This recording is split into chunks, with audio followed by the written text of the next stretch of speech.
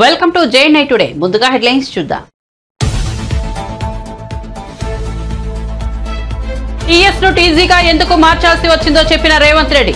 తెలంగాణ తల్లిలోని రాచరిక పోకడను తొలగించి అడవి బిడ్డ రూపురేఖలతో మార్పులు చేశామని వివరణ.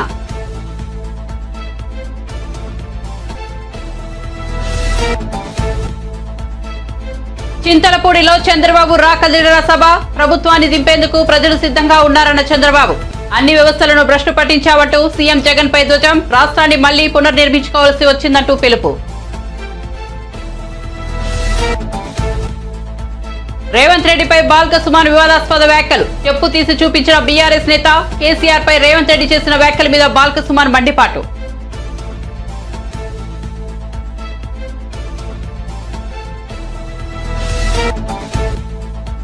జార్ఖండ్ అసెంబ్లీలో హేమంత్ సోరెన్ భావోద్వేగ ప్రసంగం, దేశ చరిత్రలో ఓ ముఖ్యమంత్రిని అరెస్ట్ చేయడం తొలిసారిని వ్యాఖ్య.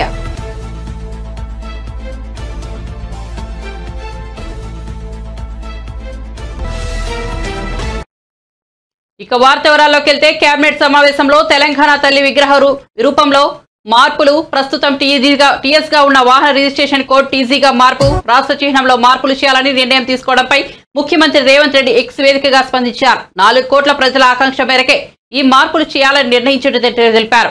ఒక జాతి అస్తిత్వానికి చిరునామా భాష, సాంస్కృతిక వారసత్వమేనని, దాన్ని సమున్నతంగా నిలబెట్టాలనే ఉద్దేశంతో జై హే తెలంగాణను అధికారిక గీతంగా మార్చాలని నిర్ణయించుకున్నామని, తెలంగాణ తల్లి విగ్రహంలో రాచరిక పోకడలు లేకుండా సగటు రాష్ట్ర అడవి బిడ్డ రూపురేఖలతో తెలంగాణ తల్లి విగ్రహాన్ని మార్చాలని నిర్ణయం తీసుకున్నట్లు వివరించారు. వాహన రిజిస్ట్రేషన్ లో టీఎస్ కాకుండా టీజీగా ఉండాలనేది ప్రజల ఆకాంక్ష అని, ఉద్యమ సమయంలో వారు అలాగే నినదించారని తెలిపారు.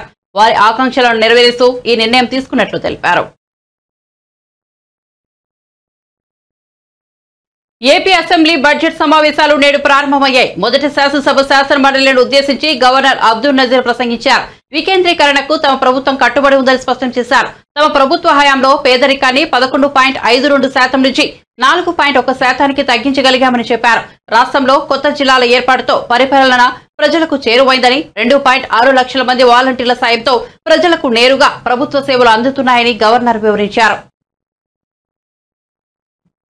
Well-being of the people and is recognized as a great contributor to the state's economy.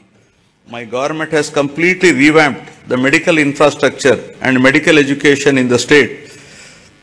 Maternal health care, child health care and family health care services are ensured through 10,132 Dr. YSR village health clinics, 1,142 primary health centers, 177 community health centers, 53 area hospitals, 9 district hospitals, 3 specialty hospitals and 3 civil dispensaries under ABVVP, 11 teaching hospitals and 15 specialty hospitals under medical education. Apart from these, 542 UPHCs are facilitating health access to the urban population of the state. Through the Nadu Nedu program, government is revamping the existing health infrastructure and putting in place a robust decentralized public healthcare infrastructure for strengthening primary, secondary and tertiary healthcare infrastructure in the state. Besides strengthening the existing 11 medical colleges in the state, the government has embarked on construction of 17 new medical colleges with nursing colleges, 5 multi-speciality hospitals in tribal areas. We have recently inaugurated super speciality hospital, cancer hospital and Institute of Mental Health at Kadapa and Kidney Research Center at Palasa. During the last 3 years, concerted efforts have been made to increase human resources in medical and health sector by filling up the existing vacancies. 53,126 medical personnel are recruited under this mission. A medical recruitment board has been created దేశ చరిత్రలో ఓ ముఖ్యమంత్రిని arrest చేసిన కాలరాత్రిగా జనవరి 31 మిగిలిపోతుందని జార్ఖండ్ మాజీ ముఖ్యమంత్రి హేమంత్ సోరెన్ పేర్కొన్నారు. Jharkhand assembly సమావేశాలలో హేమంత్ సోరెన్ భావోద్వేగంతో ప్రసంగించారు. తీవ్ర ఆవేదనతో ఒక్కో పదం కూడగట్టుకుంటూ మాట్లాడిన వీడియో సోషల్ మీడియాలో వైరల్ గా మారింది. అసెంబ్లీలో ఫ్లోర్ టెస్ట్ సందర్భంగా కోర్టు ప్రత్యేక అనుమతితో హేమంత్ సోరెన్ సోమవారం ఉదయం అసెంబ్లీకి చేరుకున్నారు. ఈడీ అధికారులు, పోలీసుల ప్రత్యేక భద్రత మధ్య ఆయన అసెంబ్లీకి వచ్చారు. 2 రోజుల అసెంబ్లీ సమావేశాల్లో తొలి రోజు సమావేశాలు ప్రారంభిస్తూ గవర్నర్ ప్రసంగించారు. అనంతరం మాజీ ముఖ్యమంత్రి ఎమ్మెల్యే హేమంత్ సోరెన్ మాట్లాడారు. ప్రజాస్వామ్య వ్యవస్థలో ఓ ముఖ్యమంత్రిని అరెస్ట్ చేయడం బహుశా దేశంలోనే ఇదే మొదటిదని చెప్పారు. జనవరి 31వ తేదీ ప్రజాస్వామ్య చరిత్రలో చీకటి అధ్యాయమని పేర్కొన్నారు. ఈ ఘటనలో రాజ్ భవన్ పాత్ర కూడా ఉందని తాము నమ్ముతున్నట్లు సంచలన ఆరోపణలు చేశారు. जनवरी की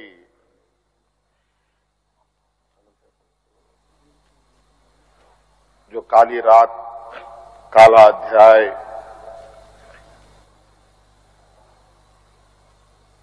देश के लोकतंत्र में नए तरीके से जुड़ा है। 31 जनवरी की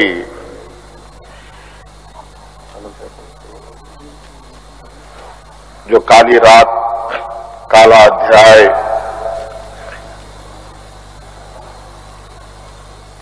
देश के लोकतंत्र में नए तरीके से जुड़ा है।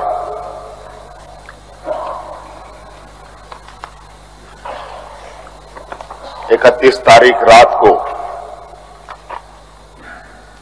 देश में पहली बार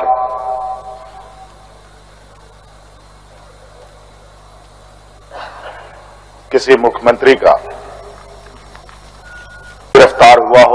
गिरफ्तारी हुई हो मेरे संज्ञान में नहीं है। ये मुझे लगता है ये पहला घटना है और मुझे लगता है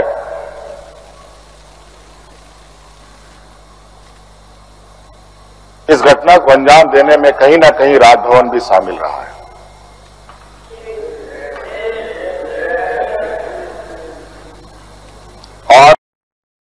టీడీపీ అధినేత చంద్రబాబు ఏలూరు జిల్లా చింతలపూడిలో రాకదిలరా సభలో వాడివేడిగా ప్రసంగించారు. ఈ ప్రభుత్వాన్ని గద్దె దింపేందుకు ప్రజలు సిద్ధంగా ఉన్నారని, మిమ్మల్ని భరించే పరిస్థితిలో ప్రజలు లేరని స్పష్టం చేశారు. నువ్వు దిగిపోతే దిగిపోయావు, మా తమ్ముళ్ల పరిస్థితి ఏంటి అని, వాళ్ళ ఉద్యోగాల పరిస్థితి ఏంటి, వాళ్ళ జీవితాలు నాశనం చేశావు, 12 లక్షల కోట్ల అప్పు చేశావు, అన్ని వ్యవస్థలను భ్రష్టు పట్టించావు, మళ్ళీ ఇటుక పేర్చుకుంటూ ఆంధ్ర రాష్ట్రాన్ని పునర్నిర్మించుకోవాల్సిన బాధ్యత మనందరిపై ఉందన్నారు. మళ్ళీ ఈ రాష్ట్రంలో వెలుగులు నింపుతామని, ఆ శక్తి మనకు ఉందంటూ చంద్రబాబు పేర్కొన్నారు. ఇంకో పక్క మా తమ్ముళ్ళు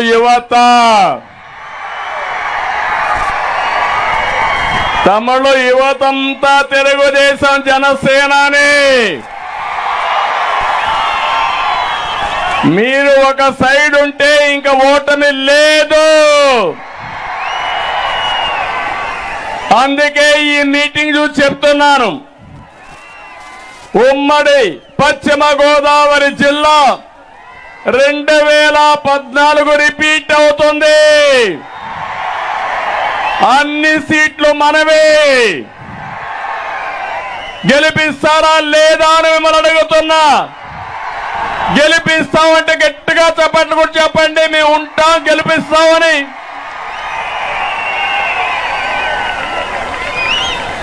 ఈ గెలుపు నా కోసరమో ఏ ఒక్కరి కోసరం కాదు, చితికిపోయిన రాష్ట్రాన్ని కాపాడుకోవడం కోసం. ఒక కుటుంబ పెద్ద తిరుగుబోతో తాగుబోతో అయితే, చెడ్డవాడైతే ఆ కుటుంబమే నాశనం అయిపోతుంది. అవునా కాదా అని మిమ్మల్ని అడుగుతున్నా. అదే ఒక రాష్ట్ర పెద్ద అంటే ఒక ముఖ్యమంత్రి ఒక విధ్వంసకారుడైతే, ఒక అవినీతి పరుడైతే, ఒక సైకో అయితే ఆ రాష్ట్రం ఏమవుతుంది తమ్ముళ్ళు అని మిమ్మల్ని అడుగుతున్నా. అదే ఈ రాష్ట్రంలో జరిగింది. 4 సంవత్సరాల 10 నెలలు, ఇంకా 2 నెలలే మిగిలింది.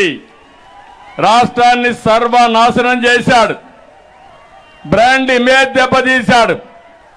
ఇవన్నీ చేసి నిన్న మాట్లాడుతున్నాడు, మొన్న ఒక మీటింగ్ లో మాట్లాడాడు. ఏదో ఇంటర్వ్యూలో ఒక మాట మాట్లాడుతూ నేను చాలా హ్యాపీగా దిగిపోతా, నాకేం నష్టం లేదు అని మాట్లాడే పరిస్థితికి వచ్చాడు. నేను ఒకటే చెప్తున్నా, మీరు దిగిపోవడం కాదు, మిమ్మల్ని ఇంటికి పంపేయడానికి ప్రజలు సిద్ధంగా ఉన్నారు. నిన్ను భరించే పరిస్థితిలో ఇక్కడ ప్రజలు లేరు. ఉన్నారా తమ్ముళ్ళు అని మిమ్మల్ని అడుగుతున్నా. ఏ ఒక్కరైనా ఆనందంగా ఉన్నారా అని మిమ్మల్ని అడుగుతున్నా. ఏ ఒక్కరూ ఆనందంగా లేరు. ఇంకో పక్క లక్షల కోట్ల రూపాయలు దోపిడీ చేశాడు. అంతేకాకుండా నువ్వు దిగిపోతావు కానీ మా తమ్ముళ్ళ గతి ఏంటి, ఉద్యోగాలు ఏంటని అడుగుతున్నా. వాళ్ళ జీవితాలు నాశనం చేశావు. 12 లక్షల కోట్ల రూపాయలు అప్పు చేశావు. అన్ని వ్యవస్థల్ని భ్రష్టు పట్టించావు. మళ్ళీ రాబోయే రోజుల్లో ఇటుక పేర్చుకుంటూ మళ్ళీ ఆంధ్రప్రదేశ్ని నిర్మాణం చేసుకోవాల్సిన బాధ్యత మనందరిపైన ఉంది. దానికి సిద్ధంగా ఉండాలని మరొక్కసారి మీ అందరికీ పిలిపిస్తున్నా. మళ్ళీ ఈ రాష్ట్రంలో వెలుగులు నింపుతాం. ఆ శక్తి మనకుంది. దానికి మీ అందరి సహకారం అవసరం అని చెప్పి కూడా మరొక్కసారి విజ్ఞప్తి చేస్తున్నా. నిన్న మాట్లాడుతూ అంటున్నాడు జగన్మోహన్ రెడ్డి గారు ఆయన అర్జునుడంట. కాదు, అక్రమార్జునుడు. అవునా కాదా? అతను డబ్బుల మీద డబ్బులు మీ ఇంటికి పంపిస్తున్నాడా తమ్ముళ్ళు? డబ్బులే డబ్బులంట. కాదు, దెబ్బలే దెబ్బలు, దెబ్బ మీద దెబ్బ. నేను అడుగుతున్నా, ఆయన మీ అకౌంట్లన్నీ ఫుల్ అయిపోయినాయంట. డబ్బుల వరద వచ్చింది మీ ఇంట్లోకి. వచ్చిందా వరద? అందరి దగ్గర డబ్బులు ఉన్నాయా మీ ఇంట్లో? నేను ఒకటే చెప్తున్నా, ప్రతి ఒక్కరూ 5 సంవత్సరాల్లో ఎంత నష్టపోయారంటే తిరిగి కోలుకోలేనంత నష్టపోయారు. ఇచ్చేది 10 రూపాయలు, దోచుకునేది ఎంత తమ్ముళ్ళు? ఎంత? 100 రూపాయలు. అవునా కదమ్మా చెల్లెమ్మ చెప్పండి? ఇచ్చేది 10 రూపాయలు, దోచుకునింది గట్టిగా చెప్పాలి. దోచుకునింది చేయి చూపేయండి. అది ముఖ్యమంత్రి రేవంత్ రెడ్డిపై మాజీ ఎమ్మెల్యే బీఆర్ఎస్ నేత బాల్కసుమన్ వివాదాస్పద వ్యాఖ్యలు చేశారు. కేసీఆర్ పై రేవంత్ రెడ్డి చేసిన వ్యాఖ్యలపై బీఆర్ఎస్ నేతలు సోమవారం బగ్గుమన్నారు. వరుసగా మీడియా సమావేశాలు నిర్వహించి ముఖ్యమంత్రిపై నిప్పులు చెలిగారు. బాల్కసుమన్ కూడా ముఖ్యమంత్రిని చెప్పుతో కొడతానంటూ ఆగ్రహంతో ఊగిపోయారు. మంచిర్యాల బీఆర్ఎస్ కార్యకర్తల సమావేశంలో పాల్గొన్నారు. ఈ సందర్భంగా ఆయన మాట్లాడుతూ రేవంత్ రెడ్డిపై అనుచిత పదాలు వాడారు. అనంతరం ఇలా మాట్లాడాలంటే తనకు సంస్కారం అడ్డు వస్తోందన్నారు. రేవంత్ రెడ్డిపై విమర్శలు చేస్తూ ఓ సమయంలో తన కాలికి ఉన్న చెప్పును తీసి చూపించారు. కేసీఆర్ ను లంగా అంటున్న రేవంత్ రెడ్డినే పెద్ద రండగాడు, హౌలేగాడంటూ దూషించారు. 2 నెలల్లోనే ప్రజలకు కట్టొస్తుంది తెలంగాణలో. 2 నెలల్లోనే ఒక ముఖ్యమంత్రి స్థాయిలో ఉన్నాడు. ఈ గుప్పు కష్టిగాడు ఏం మాట్లాడాలి? సరే, నీ కాలం కలిసి వచ్చి నీ అదృష్టమో మా తెలంగాణ ప్రజల దురదృష్టమో నువ్వు ముఖ్యమంత్రి కూర్చున్నావు. గతంలో చిల్లరగా లెక్క, పోటీగా లెక్క, అవరగా లెక్క మాట్లాడిన నువ్వు ఇవాళ నువ్వు కూర్చున్న స్థాయి, నీ పదవిని బట్టి, దానికి ఉన్నటువంటి విలువను బట్టి పద్ధతిగా మాట్లాడాలి. ఒక ఉద్యమ నాయకుడు, ప్రాణాన్ని పరంగా పెట్టి తెలంగాణ తెచ్చిన నాయకుడు, 10 సంవత్సరాలు తెచ్చిన తెలంగాణను బ్రహ్మాండంగా అభివృద్ధి చేసిన నాయకుడు కేసీఆర్ గారిని పట్టుకొని రండాన్ని మాట్లాడుతున్నాడు. మీరు రండగాడు, హౌలేగాడు, భాగంగాడు, దేడి దివానగాడు రేవంత్ రెడ్డి గారు. ఈ చెత్తల కొడుకును ఈ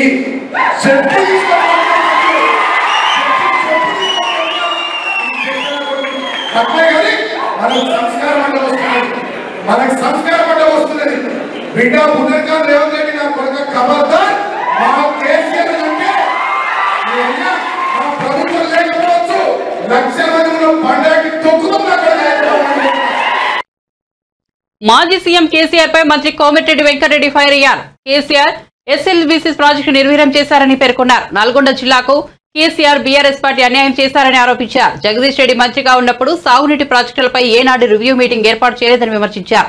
ఉమ్మడి జిల్లాలో కరువుకు కేసీఆర్ కారణమని ఆరోపించారు. తాము వచ్చి 2 నెలలు కాలేదని ప్రాజెక్టులు అప్పగించేందుకు ఎవరితోనో కుమ్మక్కయ్యావో చెప్పాలని కోమిరెడ్డి ప్రశ్నించారు. కేసీఆర్ హయాంలోనే ప్రాజెక్టులని కేఆర్ఎంపీకి అప్పగించామని చెప్పారు. దోచుకోవడానికే కాళేశ్వరం ప్రాజెక్టుని తీసుకొచ్చారని చెప్పారు. నల్గొండకు వచ్చి పబ్లిక్ మీటింగ్ పెడతామని చెబుతున్నారని, ఇక్కడికి వస్తే ప్రజలు తరిమి కొడతారని అన్నారు. కేసీఆర్ హరీష్ రావులు చేసిన పాపానికి ప్రజలకు బహిరంగ క్షమాపణలు చెప్పాలని డిమాండ్ చేశారు. దానికంటే ముందు మీకు విషయం చెప్పాలి. ఈ దుర్మార్గుడు కుర్చీ చేసుకొని కూర్చొని ఎస్ఎల్బిసి సొరంగం పూర్తి చేస్తా అని చెప్పి సొరంగాన్ని ఒక్కసారి కూడా రివ్యూ చేయలేదు. దాని మీద అక్కడికి రాలేదు. ఇరిగేషన్ మినిస్టర్గా అక్కడికి వెళ్ళలేదు. ఒక పనికిరాని ఒక అంతకునికి మంత్రి పదవి ఇచ్చి రాజకీయ అనుభవం లేకుండా ఏదో ఆయనకు సాయంత్రం పూట కంపెనీ ఇచ్చే వారికి మంత్రి పదవి ఇస్తే ఆ దరిద్రుడు ఒక్కసారి కూడా సొరంగ మార్గం కానీ డిండి ప్రాజెక్టు కానీ ఏఎంఆర్పి మెయిన్ కెనాల్కు లైనింగ్ చేపియాలి, డిస్ట్రిబ్యూటర్కి లైనింగ్ చేపియాలి, వరద కాలువకు లైనింగ్ చేపియాలి, అలాగే బ్రాహ్మణ వేలను పూర్తి చేయని సోయి లేదు. కనీసం సందర్శించలే. ఎంతసేపు ఎక్కడ దోచుకుందామా, యాదాద్రి థర్మల్ ప్లాంట్లో 1000 కోట్లు ఏ విధంగా దోచుకోవాలనే ఆలోచనతో దోచుకున్నాడు.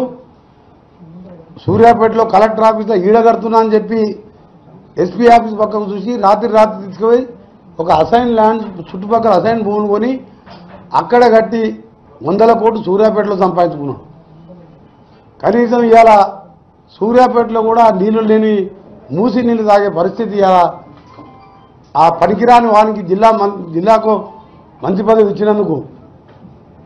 అందుకనే ప్రజలు కూడా ఎట్లా కొట్టిందంటే మళ్ళా చెప్పుతో కొట్టినట్టు ఒక్క సీటు బొటాపట్టిన 200-300 కోట్లు ఖర్చు పెట్టి మాకు ప్రచారానికి సమయం లేక అక్కడున్న మా నాయకుడు దామోదర్ రెడ్డి గారు కొద్దిగా అనారోగ్యంతో గడప తిరగలేక ఓడిపోయింది తప్ప నైతికంగా గెలిచింది దామోదర్ రెడ్డి. ఈ దుర్మార్గులు ఓడిపోయినట్టే లెక్క 3000తో గెలిచిన. ఆయన మూలాన కేసీఆర్ మూలాన మా జిల్లా నాశనం చేసి అలా 70% పూర్తయిన సొరంగాన్ని ముట్టుకోలేదు, 95% పూర్తయిన బ్రాహ్మణ వేలువల ప్రాజెక్టు పూర్తి చేయలేదు. ఉత్తర తెలంగాణలో అవసరం లేకున్నా కాళేశ్వరం ప్రాజెక్టు పెట్టుకున్న దోచుకోవడానికి కింద బ్యారేజీలు కట్టి పైకి నీళ్ళు తీసుకొచ్చి 3 ఏళ్ళు గడపముందే వేడిగడ్డ కూలిపోయిందంటే ఖాళీ వేసడం కమిషన్లకు ఒకసారి కదా. మేము కట్టిన నారాయణసాగర్ డ్యాములు కానీ బాగ్రానంగల్ డ్యాములు కానీ శ్రీశైలం కానీ ఇప్పటికీ ఒక క్రాక్ కూడా రాలే. మొత్తం కమిషన్ల కోసం దోచుకొని ఒక్క కొత్త ఎకరానికి కూడా కాళేశ్వరం సాగునీరు చేయలే. ఎక్సెప్ట్ ఆయన ఫామ్ హౌస్ 400 ఎకరాలకు బ్రాంచ్ కెనాల్ తీసిండు మల్లన్న సాగర్కి వెళ్ళి, కొండపోచమ్మకి వెళ్ళి ఆయన ప్రాంతానికి. ఆయకట్టు 96,000 న్యూ ఆయకట్టు వచ్చింది. 2 లక్షల కోట్లు ఖర్చు పెడితే 4,000 కోట్లు ఖర్చు పెట్టి కొత్త రేట్లు ఇస్తే సొరంగం అయిపోతుండే. 30 ఏళ్ల కింద ఎప్పుడో ఎన్టీ రామారావు ఉన్నప్పుడు తీసిన మెయిన్ కెనాల్ ఏఎంఆర్పి 500 కోట్లు లైనింగ్ అయిపోతుండే. డిస్ట్రిబ్యూటర్ కెనాల్కు 400 కోట్లు ఇస్తే అయిపోతుండే. సొరంగం పూర్తి అయితే ఇవాళ మాకు కర్మ ఉండదు. మాకు ఇవాళ సాగర్ ఏఎంఆర్పి మోటార్లు పెట్టుకోక ఇప్పుడు బయట రైతులు 1000 మంది ఉన్నారు. ఊళ్ళకి వెళ్ళి మంచినీళ్ళు లేవు. దానికి కారకుడు వీడే కేసీఆర్. ఎందుకంటే సొరంగం 824 లెవెల్లో డిజైన్ చేసి ఆ రోజు కొట్లాడి శాంక్షన్ చేయించిన. మేనిఫెస్టోలో చెప్పిందే ముఖ్యమంత్రి వైఎస్ జగన్మోహన్ రెడ్డి చేస్తున్నారని మంత్రి చెల్లుబోయిన వేణుగోపాల్ అన్నారు. అసెంబ్లీలో సోమవారం ఆయన మీడియాతో మాట్లాడారు. పేదవాడికి మంచి చేసిన సీఎం జగన్ ను ఓడిస్తానంటున్న చంద్రబాబు వచ్చే ఎన్నికల తర్వాత కనుమరుగవుతారని హెచ్చరించారు. చంద్రబాబు నమ్మితే మోసపోయినట్లేనన్నారు. సీఎం జగన్ పాలనలో రాష్ట్రంలో పేదరికం గణనీయంగా తగ్గిందన్నారు. పేదవాడు భద్రతతో బతుకుతున్నాడని చెప్పారు. రాజ్యాంగ నిర్మాతలు ఇదే కోరుకున్నారన్నారు. అయినా దుష్ట చతుర్శయం ధనదాహంతో సీఎం జగన్ పాలనపై ఆసక్తి ఆరోపణలు చేస్తున్నారని మండిపడ్డారు చెల్లుబోయిన. చేయగలిగినటువంటి యుద్ధానికి బాణమని నమ్మినటువంటి అంబేద్కర్ గారి ఆలోచన ఈ రాష్ట్రంలో అమలు చేసినటువంటి తీరు నాడు నేడు కానీ, గోరుముద్ద కానీ, విద్యా కానుక కానీ, విద్యా దీవెన కానీ, నాడు నేడు కానీ ఇవన్నీ చూసాం. అలాగే పేదరికంలో ఉండి వయసు వచ్చిన తర్వాత ధనవసరాన్ని ఎలా తీర్చుకోవాలో తెలియనటువంటి మహిళలకి ఒక ఆత్మస్థైర్యము, ధైర్యం అందించడానికి ఆసరా, చేయూత, చేదోడు ఇటువంటి కార్యక్రమాలతో పాటు అంటే ఈ భూమి అంటే తరతరాలుగా ఉన్న పేదరికం అనేటువంటి దీర్ఘకాలిక రోగానికి చికిత్స అందించడం అంటే తాను దినమంతా కష్టపడి గూటికి చేరిన తర్వాత ప్రశాంత నిద్రని కోరుకునేటువంటి ప్రజలకి సుమారు 31 లక్షల మందికి ఇళ్ల స్థలాలు ఇచ్చి 21 లక్షల ఇల్లు నిర్మాణం చేపడితే వాళ్ళు అంటారు ఇల్లు లేవని. 14 సంవత్సరాలు పరిపాలించారే, ఏ రోజైనా ఈ రకమైన ఆలోచన చేశారా?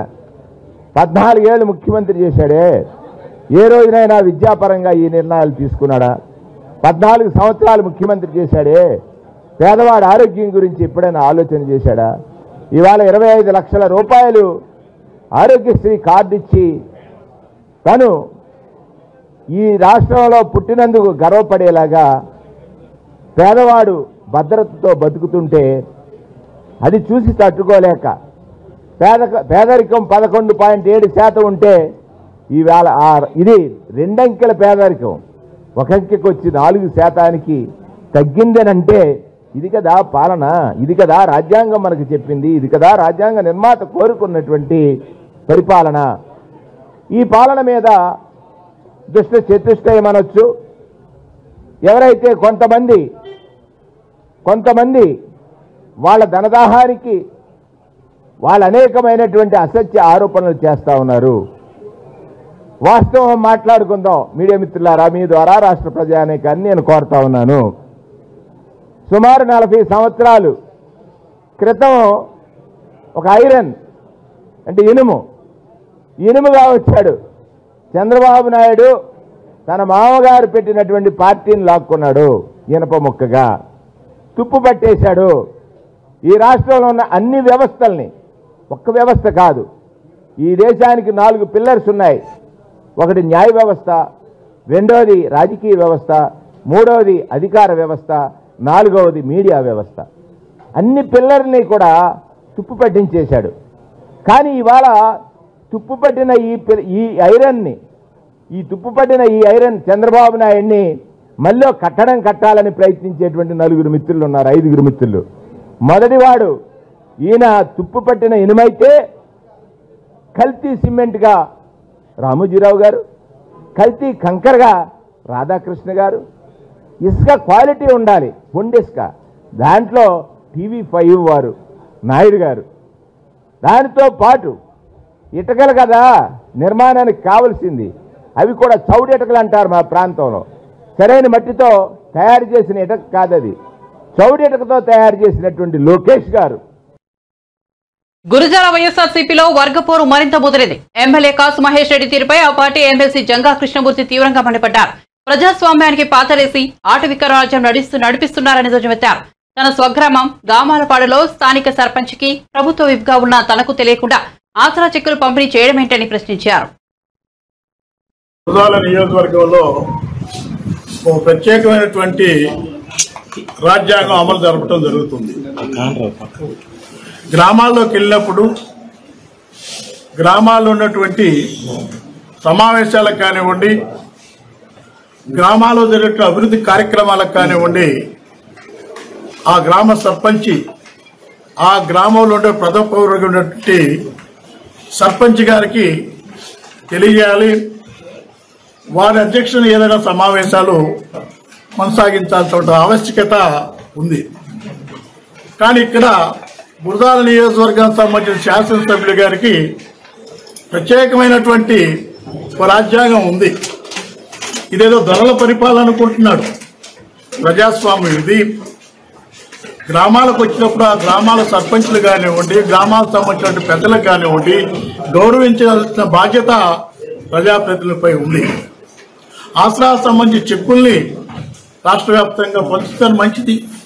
కానీ మా గ్రామానికి సంబంధించి మా గ్రామ సర్పంచ్ తెలియకుండా ఎవరినో 4 3 పిలిపించుకొని మాట్లాడి గ్రామంలో ఆసరా చెక్కులు పంపిణీ చేస్తామంటే ఇది సమంజసమా? అసలు ప్రోటోకాల్ అంటే తెలుసా?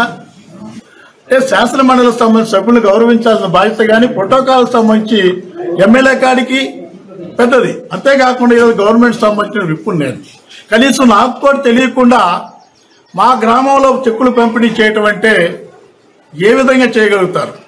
వాళ్ళ స్వార్థం కోసం, వాళ్ళ డబ్బుల సంపాదన కోసం, వారి యొక్క పదవుల కోసం మిమ్మల్ని బలిపశులుగా చేసి గ్రామాల్లో తగవు పెట్టడానికి ప్రయత్నిస్తున్నటువంటి వారి యొక్క విధానాల్ని మీరు పసికట్టండి. ఎందుకంటే మనందరం కూడా ఐక్యమత్యంగా ఉండాల్సిన అవసరం ఉంది. అది బీసీ కౌన్సిల్ సంబంధించి రాజధాని చేసేటప్పుడు శాసనసభ్యులు మాట్లాడిన మాటలు చూస్తే బెదిరిస్తున్నారా, లేకపోతే బడుగు బలహీన వర్గాలకు సంబంధించినటువంటి ఎస్సీ ఎస్టీ బీసీ మైనార్టీ వర్గాలకు సంబంధించిన ప్రజాప్రతినిధులుగా ఉండకూడదా? ఎక్కడ కూడా ఒక శాసనసభ్యులకి పార్టీలను సస్పెండ్ చేసే అధికారం లేదు.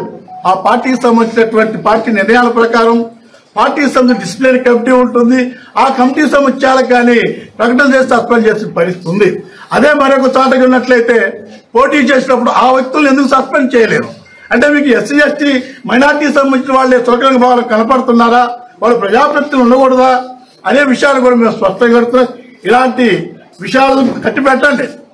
ఎందుకని మీరేదో అనుకుంటున్నారు గ్రామాల్లో తగవులు పెట్టాలని, పబ్బాలు పెట్టుకొని గ్రామాలకు సంబంధించిన వాళ్ళందరికీ కూడా రెచ్చగొట్టి కాలక్షేపం చేయాలంటూ ఆలోచనతో, అధికారాలు నిలబెట్టుకుంటే ఆలోచనతో ప్రయత్నం చేస్తున్నారు. ఇది ఆలోచించాల్సిన విషయం. నియోజకవర్గానికి సంబంధించిన ప్రజలకు కూడా మీ అందరికీ మనవి చేస్తాను. అందరూ కూడా ఆత్మస్థైర్యంతో ఉండండి, ధైర్యంగా ఉండండి. ఈ దొరల పరిపాలన సంబంధించి కానివ్వండి, ప్రజా వ్యతిరేక శక్తులకు సంబంధించి కానివ్వండి, ప్రజలు భయపెట్టే ప్రజాప్రతినిధులకు సంబంధించి కానీ తప్పనిసరి కూడా రాబోయే పరిస్థితుల్లో కూడా బుద్ధి చెప్పాల్సిన అవసరం ఉందని కూడా మనం చేస్తూ, చంద్రబాబు ఒక్క హామీ కూడా అమలు చేయలేదని, జగన్ అన్ని అమలు చేశారని మంత్రి అంబటి రాంబాబు అన్నారు. సోమవారం అమరావతిలో అసెంబ్లీ ఆవరణలో మీడియాతో ఆయన మాట్లాడుతూ తన టార్గెట్ 175 పక్కా సాధిస్తామని ధీమా వ్యక్తం చేశారు. జనసేనకు టీడీపీ ఎక్కువ సీట్లు కేటాయించబోదని, అతిగా ఆశలు పెట్టుకోవద్దని హితవు పలికారు. సీట్ల ముష్టి కోసం పవన్ 2 సార్లు వెళ్లారు. జన సైనికులు కుక్కతోక పట్టుకుని గోదావరి ఈదకండి, 60 సీట్లోని భ్రమలో ఉండకండి, 25 సీట్లో ముష్టి వేస్తాడని పేర్కొన్నారు. పవన్ కళ్యాణ్ గారు చంద్రబాబు నాయుడు గారి ఇంటికి దేనికి వెళ్ళాడో నాకు అర్థం కాల. ముష్టి కోసం వెళ్ళాడా? సీట్లు ముష్టి కోసం? అయ్యా నేను చెప్తానయ్యా, ఆ జనసేన కార్యకర్తలకి, జనసేన నాయకులకి మాకు టికెట్ వస్తుంది, మేము గెలుస్తాము, ఓడతాము అని కంగారు పడుతున్నటువంటి జనసేన నాయకులందరికీ చెప్తున్నా, కుక్క తోక పట్టుకొని గోదావరి ఈదకండి. చంద్రబాబు నాయుడు గారి మాట విని పవన్ కళ్యాణ్ ముంచే పరిస్థితిలో ఉన్నాడు. ఏదో 60 సీట్లు ఇస్తారు, 70 సీట్లు ఇస్తారు, 8, 9 పార్లమెంట్ సీట్లు ఇస్తారని బయట మీరు ప్రచారం చేసుకుంటారు. ముష్టేస్తాడు. ఆ ముష్టి తీసుకునేటువంటి పరిస్థితి తప్ప గత్యంతరం లేని పరిస్థితి మీకుందని మనవి చేస్తున్నా. పొద్దున ఒకసారి వెళ్ళాడు, సాయంత్రం ఒకసారి వెళ్ళాడు. రోజు తిరగటమే పని తప్ప ఫలితం ఉండదు. ఏ 20, 25, 22, 23 ఇస్తే గగనం. ఇది అందరికీ తెలిసినటువంటి సత్యం. ఇవన్నీ కూడా మీరు ఆలోచించుకోండి. ఎవరైతే జనసేనకు ఉన్నటువంటి కార్యకర్తలు మీరు మోసపోతున్నారనే విషయాన్ని దయచేసి గమనించమని ఈ సందర్భంగా నేను చెప్పదలుచుకున్నాను. సక్సెస్ఫుల్ సీఎంగా ఈ రాష్ట్రంలో చరిత్రలో నిలబడిపోతాడు. మళ్ళా గెలిచిన ముఖ్యమంత్రిగా నిలబడబోతున్నాడు.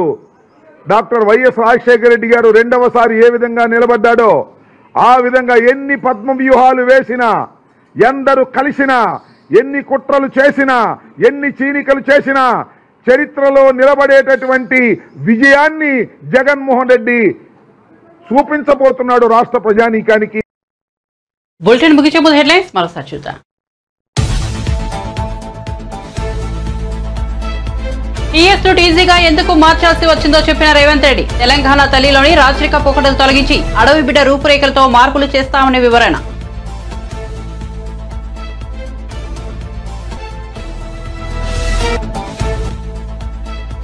చింతలపూడిలో చంద్రబాబు రాకలిరా సభ. ప్రభుత్వాన్ని దింపేందుకు ప్రజలు సిద్ధంగా ఉన్నారన్న చంద్రబాబు. అన్ని వ్యవస్థలను భ్రష్టు పట్టించామంటూ సీఎం జగన్ పై ధ్వజం. రాష్ట్రాన్ని మళ్లీ పునర్నిర్మించుకోవాల్సి ఉందంటూ పిలుపు.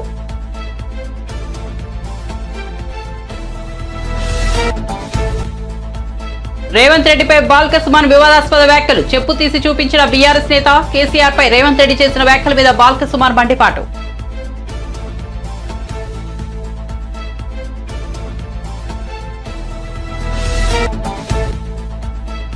జార్ఖండ్ అసెంబ్లీలో హేమంత్ సోరెన్ భావోద్వేగ ప్రసంగం. దేశ చరిత్రలో ముఖ్యమంత్రిని అరెస్ట్ చేయడం తొలిసారని వ్యాఖ్య.